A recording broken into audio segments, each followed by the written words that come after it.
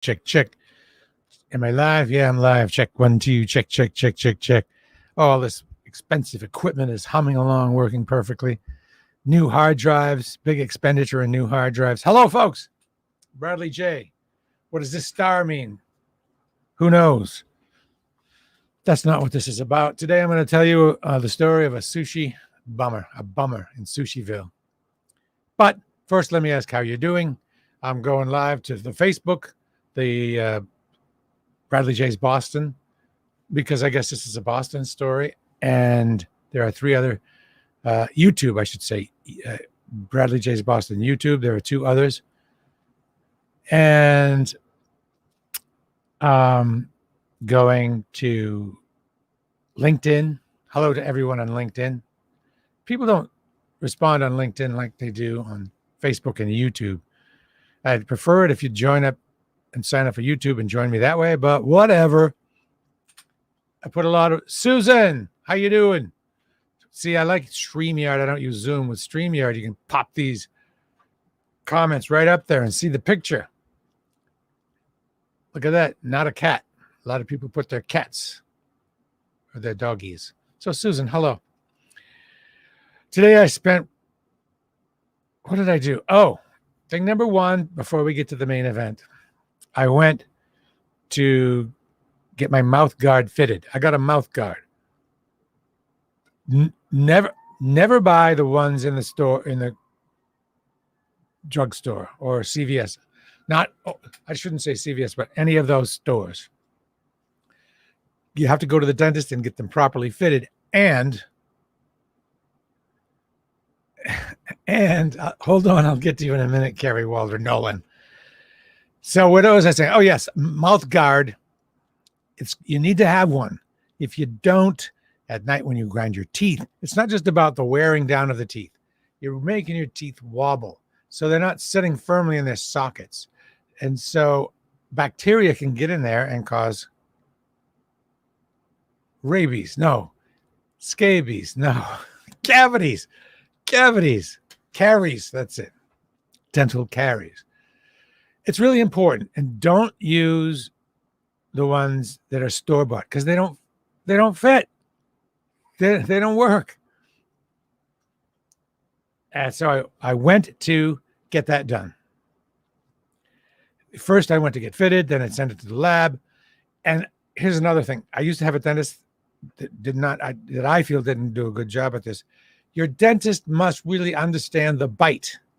Your bite is so crucial. If you're not biting right, you get tense. It's a bummer.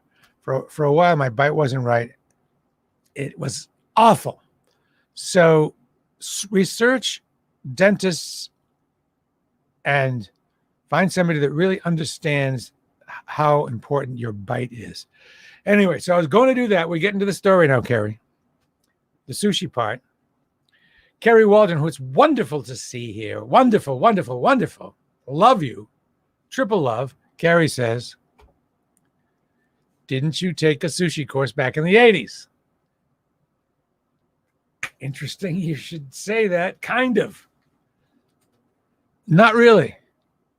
But I was involved with Jeff Hudson of Jeff and Jane Hudson, who was an underground star. They were underground stars in Boston. And they would travel between New York and Boston and play the Mud Club and Limelight and places like that. And later I did a project with Jeff, and it was called Sushi Bar, where I made sushi on stage. That was part of it was like a performance music thing. There was music, there was video, there were these bouncers, like female bouncers on the edge of the stage. It was just this weird thing, but it was pretty popular. And we did colleges, and we had a really good agent who got us these gigs. And we'd drive up to, I don't know, Andover or wherever they have colleges. So weird, right? And during this thing, I would make sushi live on the stage. It was called Sushi Bar. I did not use the fish. I made the California rolls. but I did have to learn how to do it. And I would actually serve it. So I did want to learn how to do it.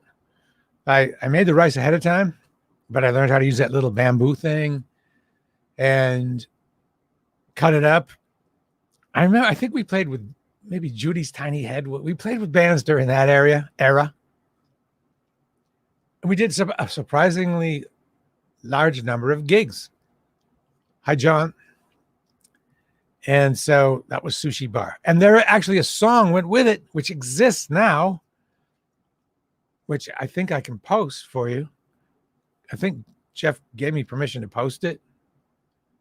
I can check my emails. Where Greg Hawkes from the Cars did the keyboards. No kidding. Some other guy from some other local band did guitar. Jeff Hudson was in it. I think Oedipus was involved. And I was involved. And part of I was taking acting lessons at the time. It turns out I'm a terrible, terrible actor. Terrible. The worst. Worse than anyone. Hey, John Graham. Worse than anyone. But I did this monologue. It was kind of cool. You know, when you're an actor, to do an audition, you have a monologue, you do. Here's how terrible I was at being an actor. In high school, there was a high school play with, I think, 3 parts for men, for a male, and there are only 2 males trying out, and I still didn't get it. I was just that awful. I think they got some sort of animal to play the part instead of me. Maybe a goat or something. So I had been taking acting lessons at, I can't remember where. They were fun. And they taught you how to develop a monologue. So I did that monologue on stage. And the monologue involved, you know, my life, and what a bummer it was, and how I'd been relegated to making sushi in this sushi place. And it was that sad story of how I got to making sushi. And so there you go. Now back to the event in question. This is, you know, not a giant deal. It was only, the money involved was only $1, but it's the principle. And everybody kind of has to decide how you're going to act in a given time. What would you do in this situation? Not a big deal monetarily. You might say, what are you getting so upset about? I really wasn't upset because I've been self-improving and I didn't get that upset, but I felt my ire rise a little bit, and I felt also that I just needed to kind of say something. Joe Rock. Hey, man. I went to a sushi place on Beacon Street and looked at the menu, which was grubby, by the way.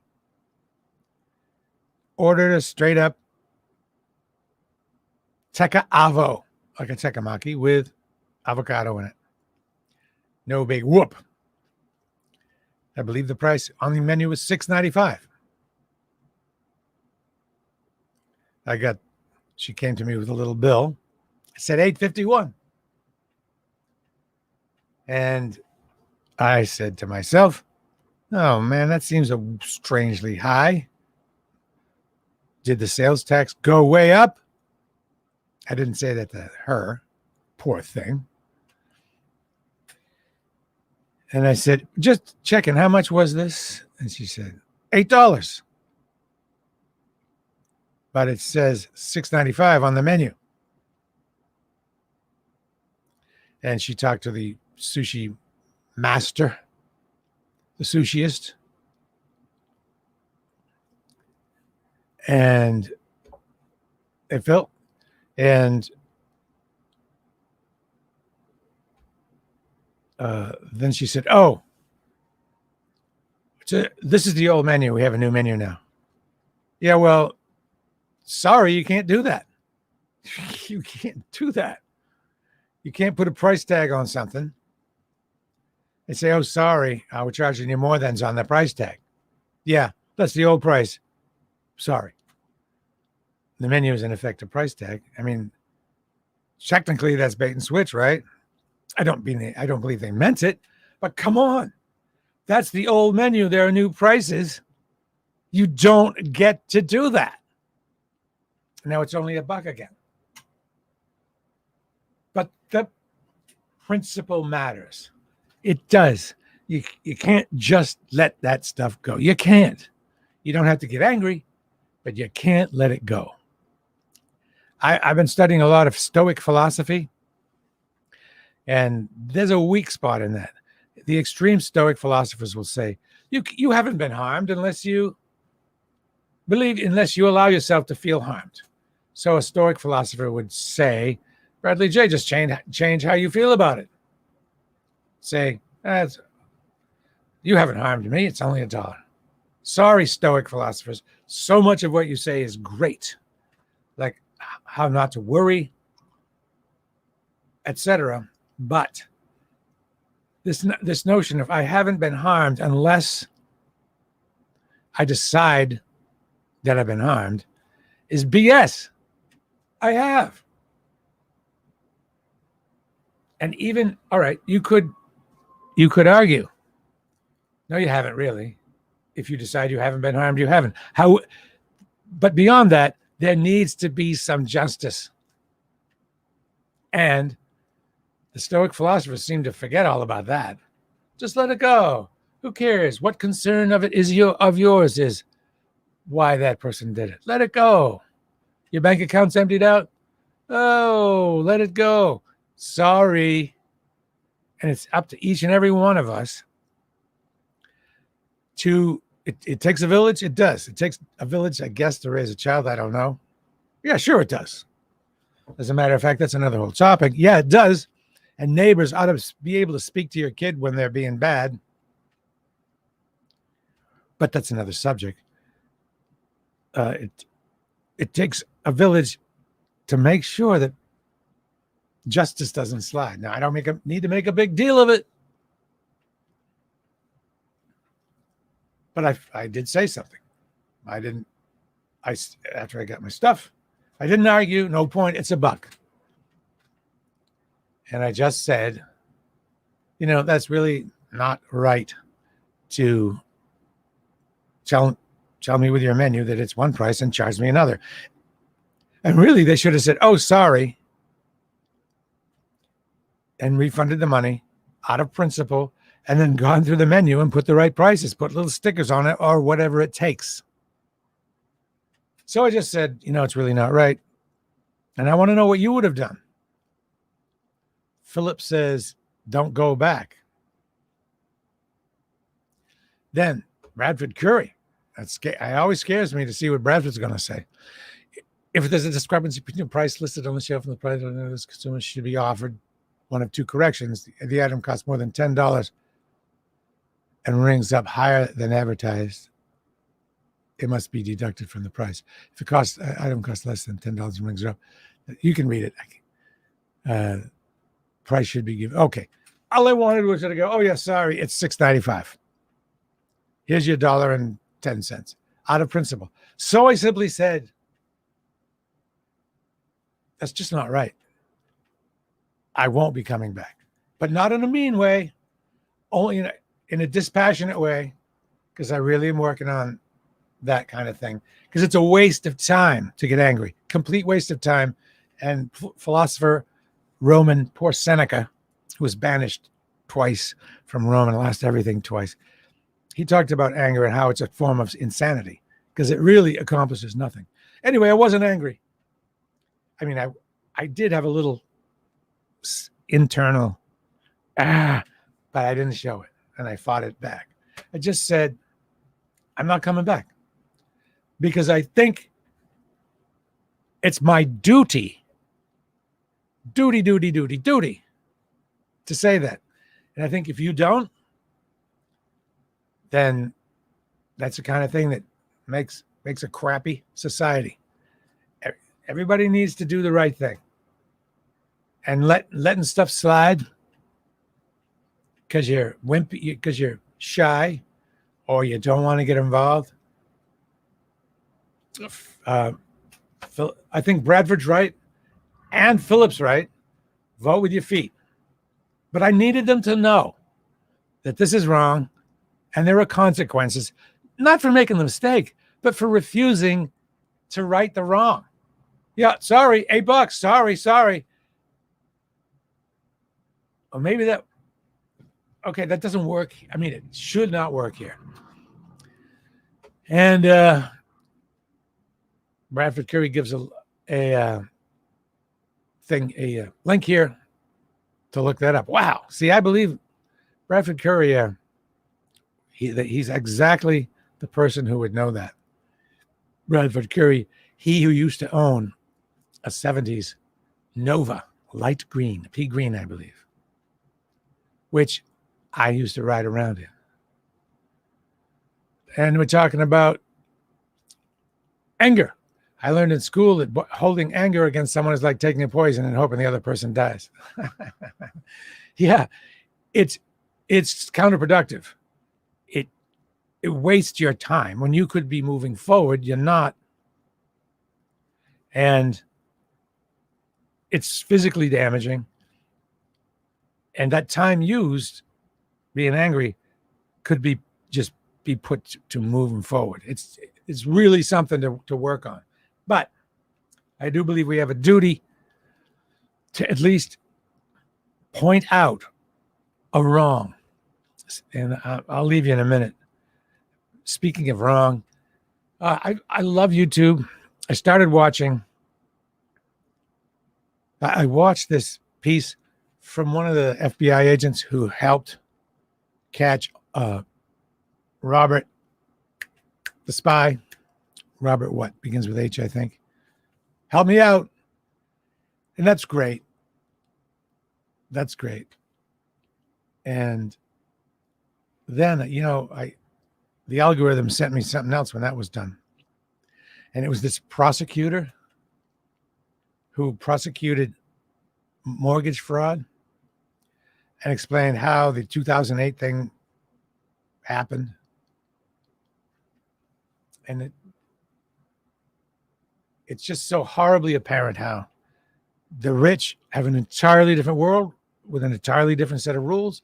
They make their own rules, and they only squeeze enough out of their little tube so that we don't revolt, so that we don't armed revolt. They just, right, Hansen, correct, Robert Hansen. Terrible, terrible person. So they broke down in the show exactly how much lying, what happened in minute detail in the years preceding that allowed that crash to take place. And not only, it couldn't have gone any other way. And since the rich make their own rules and the rich control the Senate by giving them money, and senators, in a large part, their power and their position in their sweet club life is much more important to them than the right thing. It's going to be this way.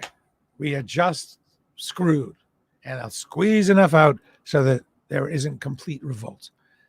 And I don't know, what do you do about that? I guess what you do about it is try to find candidates that will not allow the bankers to make their own rules, I guess, like Elizabeth Warren, and vote for them. And I don't think this is really political. Like, which side are you on? This is just, I don't want to be ripped off. So people that say they're going to hold financial institutions' feet to the fire, I think I want to vote for. Kind of regardless of what side they were on. If there was somebody on the other side that would say they would do the same thing, probably vote for them. And I'll leave you with one thought. Anybody watching this, if you don't watch Bill Maher, can you please watch Bill Maher? I don't like everything Bill Maher says, but it's so important that you watch Bill Maher because he just doesn't care. He is not hard left. He is kind of common sensey. He's on HBO, but you can find it on YouTube for free. Beg you. Johnny Graham. Okay. So as I told you, I'm going to try to do this at least 5 days a week. At some point, I'll find a sponsor, which will be good because then I'll have to do it 5 days a week because it's my job. I'm not going to ask for much because I don't know, what it's worth. Philip says, read the Supreme Court case, Citizens United, if you want to lose some sleep. Yeesh. I already lose enough sleep over that kind of thing. But I happen to know Phil, and he's a very much a Supreme Court person. He knows all about the justices and court cases and stuff. That's his bailiwick, his bagliwick. So Bill Maher, please. I'll leave you with this about the Supreme Court. No, before that, a little reminder that tomorrow at 10, it's Anthony Samarco with the history of Boston community boating. Boston community boating will teach you to sail. And they've been doing it for 50, some crazy amount of time. It's a wonderful thing. Anthony wrote a book about it a long time ago. Anthony's a regular guest and much beloved. And I'm going to be getting out on the street more. I'm doing a video. I did a video on Boston community boating, but I'm going to do a better one. And tomorrow's interview will act as some of the voiceover for that. I'm on the street more. As you saw yesterday, I broadcast 3 times from a big long walk, which was 9 miles. 9 miles in the heat. And I lost, check this out, 3 pounds. Like I must have been on the verge. I was 177 the day before. I was 177 yesterday morning. No, 176. And then this morning I was 173. Whoa. And that might be due to partly to not eating much, but also to intermittent fasting. There are the 3 YouTube channels. Please consider subscribing. I only need 52 more to get to 1,000. Will you do me a favor? Any of you just do me a favor, even if you hate me, just to see that number go clink, cha-ching. Will you subscribe to the Bradley J. Travel one at least? And now I leave you with a Supreme Court joke. And if you know, don't answer. Don't ruin my punchline. Would you consider doing a podcast, says Kevin Coyne. Yeah, by the way, there is a podcast. It's an audio podcast. And whenever I have the time, I post stuff like this as a podcast. It's called the Bradley J Cast. No, it's called the Bradcast. You can tell it's not a priority for me, but it's there. If you'd rather listen to stuff in the car or while you ride a bike or something, it's the Bradcast, and it's on Buzzsprout. It's easy. I can just take the audio from this, download it, and then pop it in there with a few lines of description. Joe Rock. And by the way, make sure you get notified of these chats so you don't miss them, because I want to get your input during them live. What you do is you go to YouTube. Oh, by the way, I've had this question recently. Maybe you can answer it for me right now. Do you need to subscribe to YouTube to get notified of posts? Do you need to? Who knows the answer to that right now? Save me looking it up. Don't leave. I still have a job. I mean, a joke. Kind of a joke. I went to the Supreme Court twice. They went on a tour twice because I was there twice. And it's free. And it's just so amazing to be in that place. That is where the power is at, baby. That room. It's amazing to be in that small space with that history and the gravitas of what happens in there. You see the justices' seats. They teach you where the different people sit. Like if the vice president comes to hang out, where does the vice president sit? Where does the press sit? Anyway, a little bit of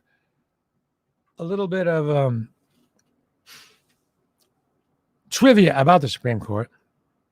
And if you know this, don't say it. Well, this is true.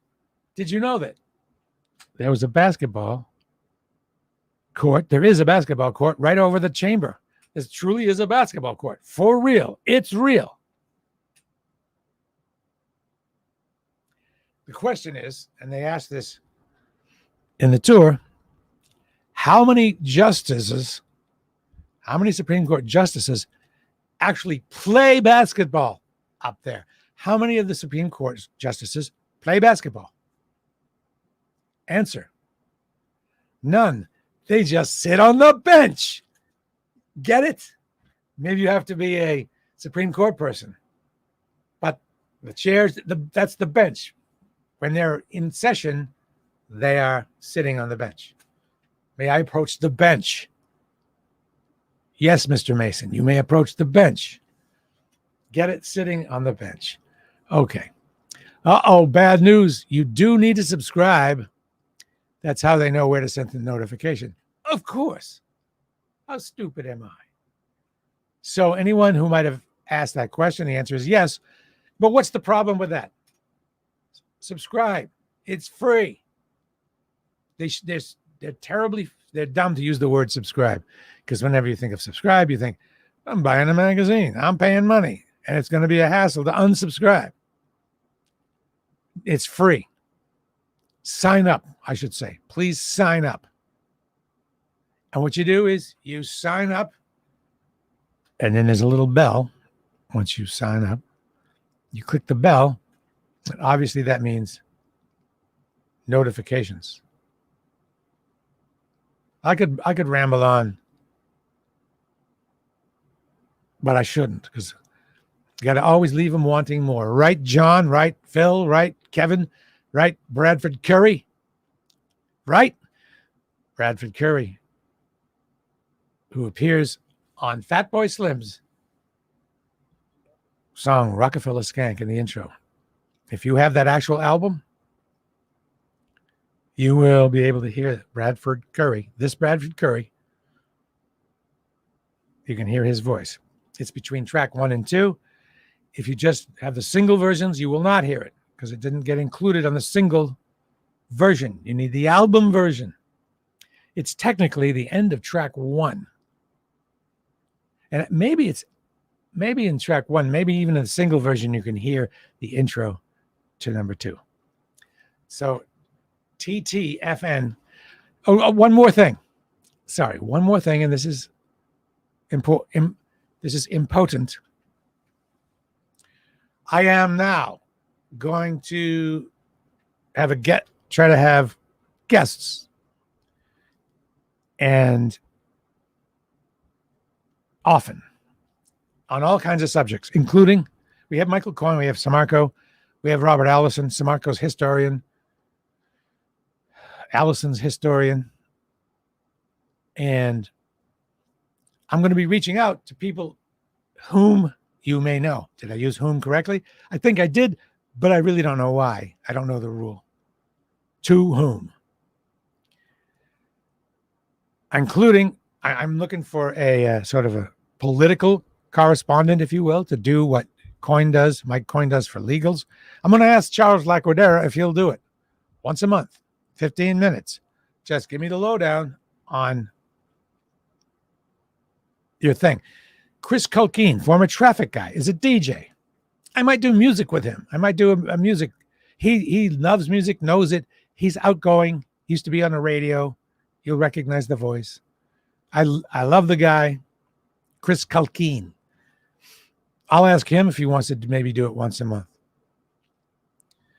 And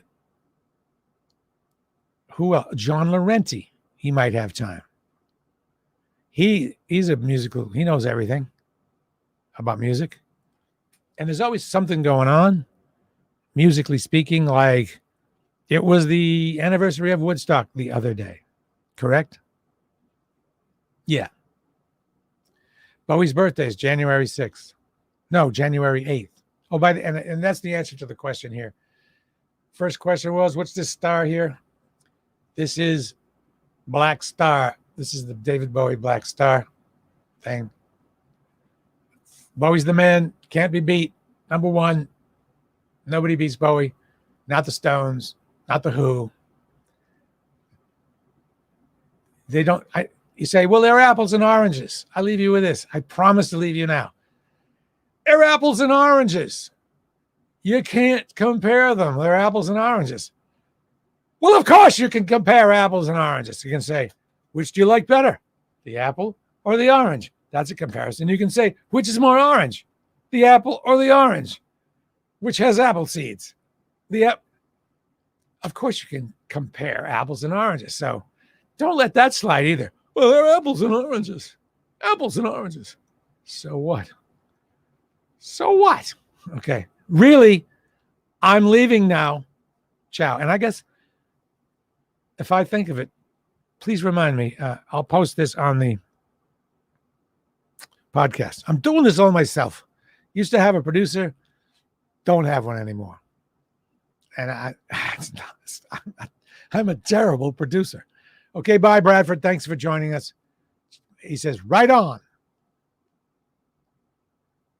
And there you go. This was good.